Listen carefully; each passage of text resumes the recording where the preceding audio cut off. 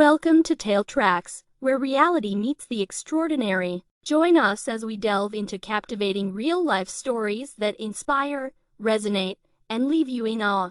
Why did you bring him here? How many times must I say, don't let Olga take advantage of you.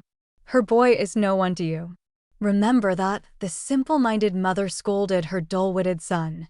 She noticed a quick movement out of the corner of her eye and turned her attention to it.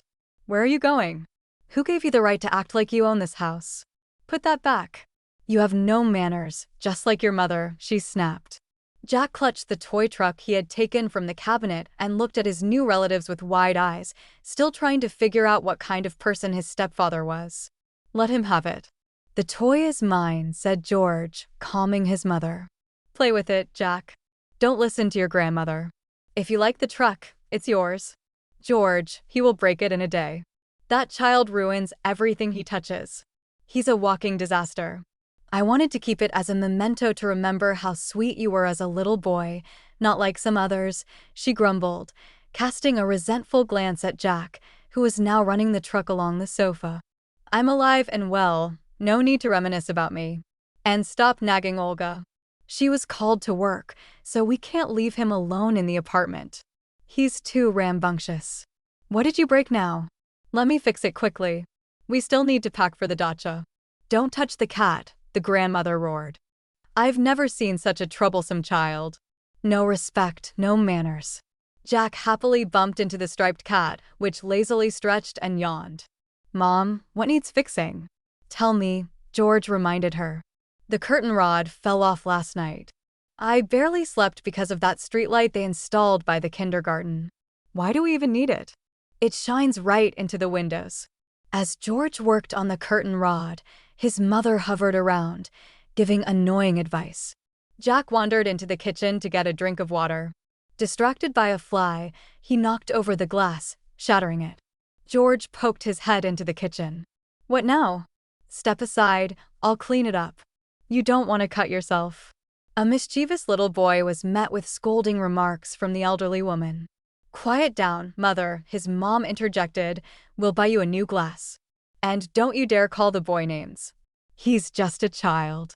Now, Jack, apologize and promise you won't behave like this again. 6-year-old Jack lowered his head and clenched his small fists, silent. I've told you before, you have no conscience, continued the elderly woman. His mother never had time to raise him. She was too busy looking for a new husband, and here are the results. George took a deep breath, closed his eyes, and gathered his patience.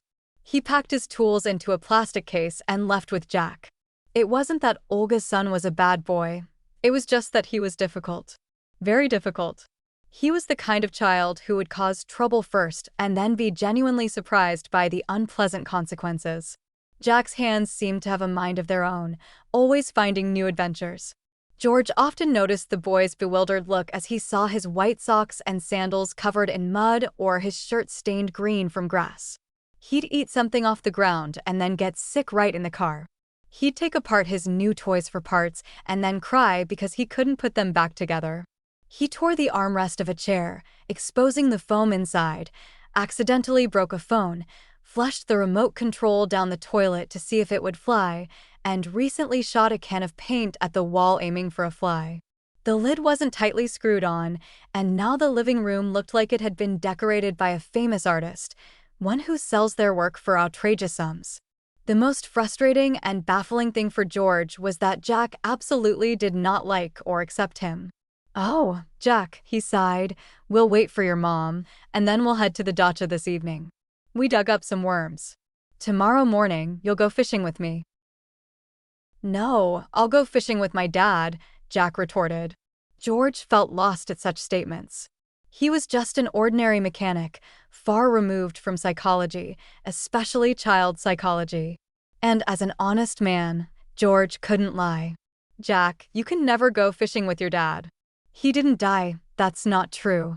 He left and will come back for me, cried Jack stubbornly. Stomp your foot. Your father was hit by a car 2 years ago. He died and will never return, but now you have me. I want to be your friend. I don't need you. Get out of my life. You'll leave and he will return. It's all because of you. Go away. Don't touch me. Jack yanked his shoulder from George's hand, ran to the playground, and hid in the slide's playhouse. In helpless anger, he scratched at the peeling paint. His mother often forgot to ask him how his day went. She had other concerns now. She had George. But his father never forgot. He was always on his son's side.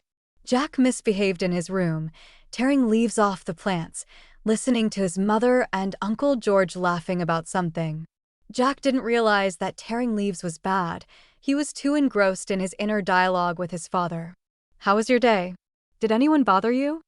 I fought with Pasha. He was taking my tractor.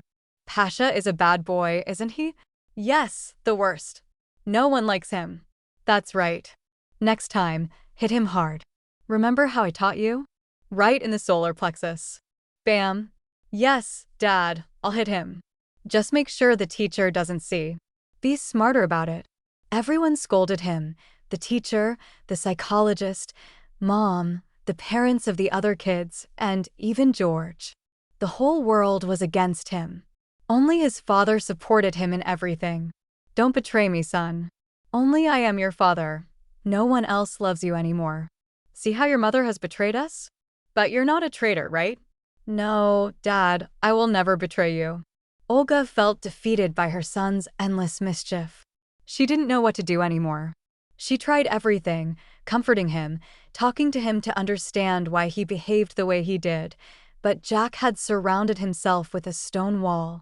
Eventually, she ran out of patience for comfort and resorted to scolding him, which only made him act out more. He hated his stepfather even more fiercely. George gave up trying to bond with the troublesome boy and began to agree with Olga that Jack was indeed a brat, especially after he broke several boards on the fence George had spent a whole day building. Listen, I don't know what to do with your son anymore. You're about to give birth soon. Imagine what he'll put us through then. Yes, I've thought about it, Olga sighed. Maybe I should take him to your mother's village for a couple of months. He might calm down there. My mother is no pushover either. But fine, let them clash heads. Maybe he'll finally learn something.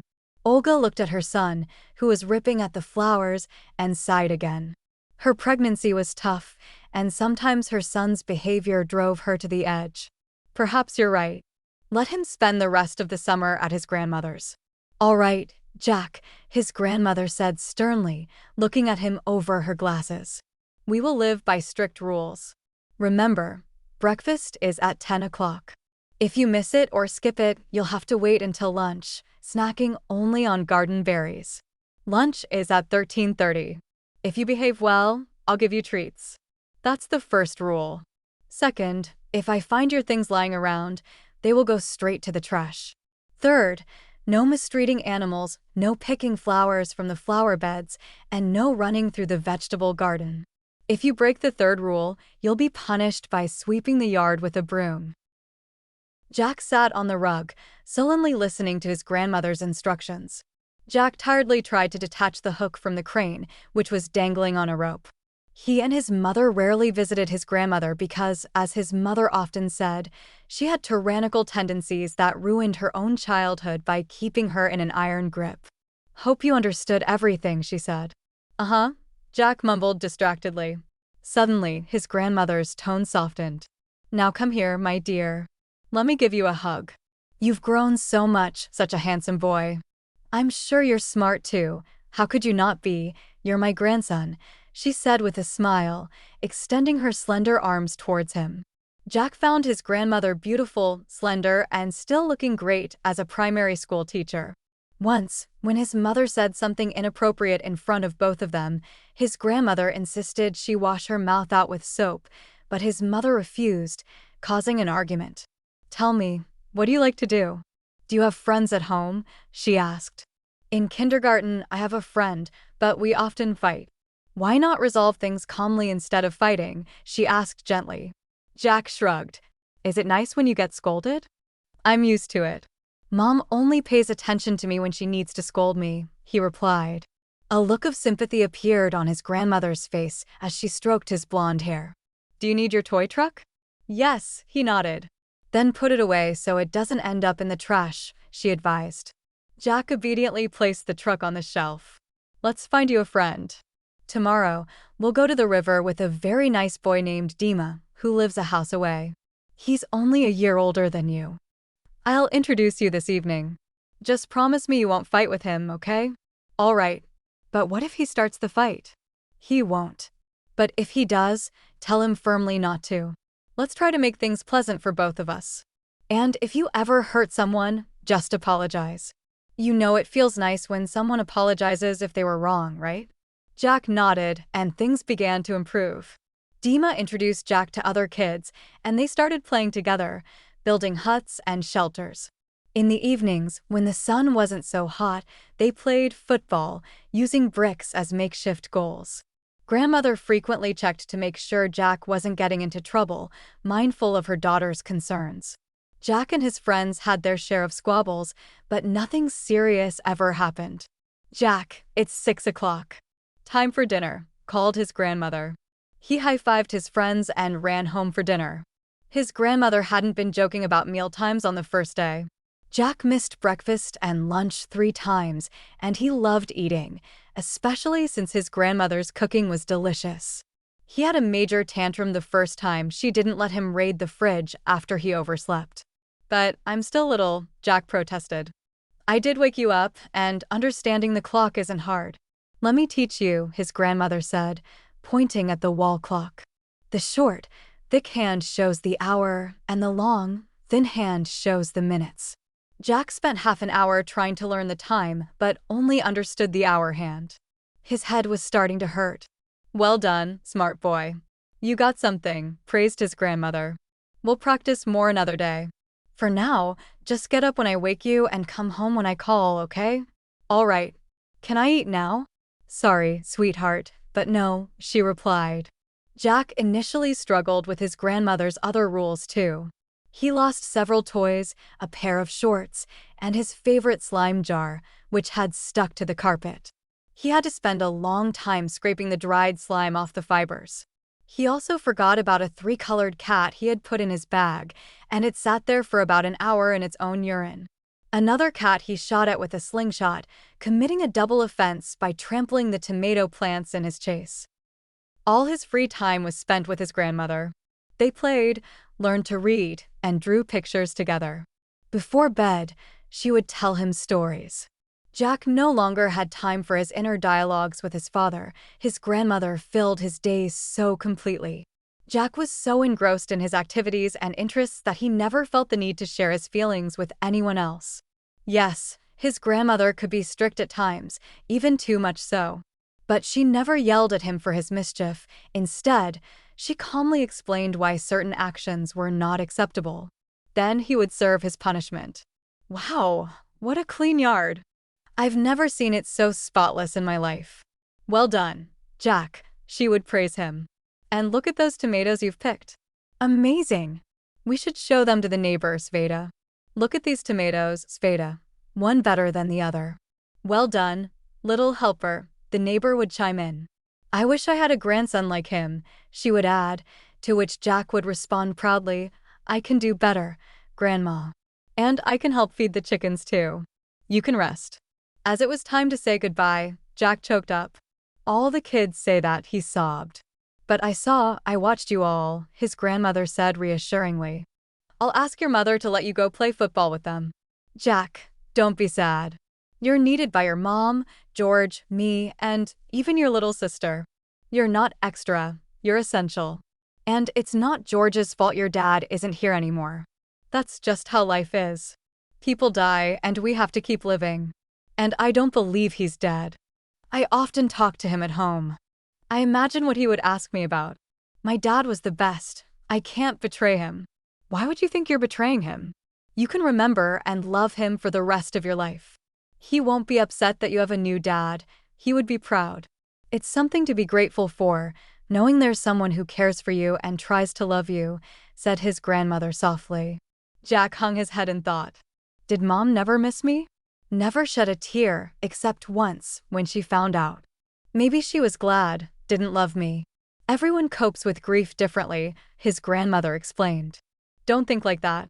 Your mom has always been very stubborn and closed off with a tough character. But why did she have George then? Because he's a good person and life isn't over. Your mom is still young. Someday you'll understand, his grandmother assured him. On the day of Jack's departure, his grandmother called his mother and talked for a long time about something in the yard. Watching Jack say goodbye to his friends, a car stopped by the roadside near the cemetery entrance. His mother and brother got out and walked among the rows. George stayed behind. "Mom, why are we here?" he asked. "We're here to visit your dad," she replied. Jack's heart skipped a beat and ached. They walked past several graves and stopped at a granite one. Olga took out the withered flowers from the vase and replaced them with fresh carnations from the bouquet. Jack looked at his father's grave. There was a quiet, faint smile, a gentle, responsive gaze. Jack approached and traced his father's cheek with his finger. He's there, under the ground. What is he thinking? What is he feeling? Nothing. He's dissolved.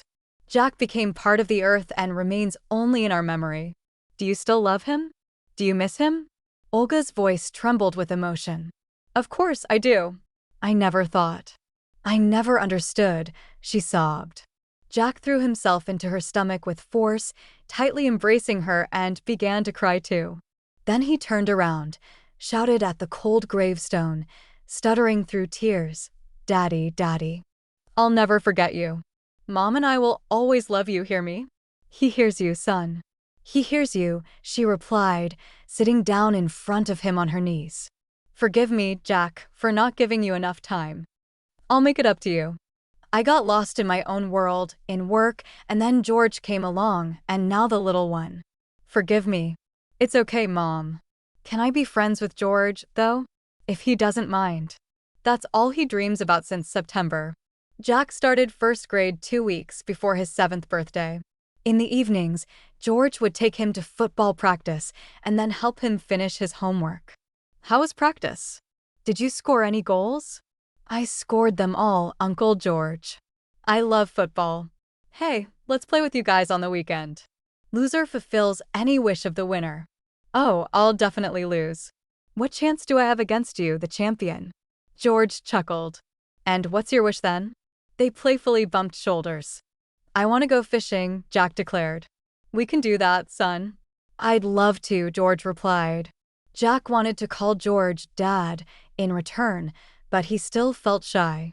Dear listener, if you enjoyed the story, give it a like, leave a comment, and subscribe to our channel for more stories.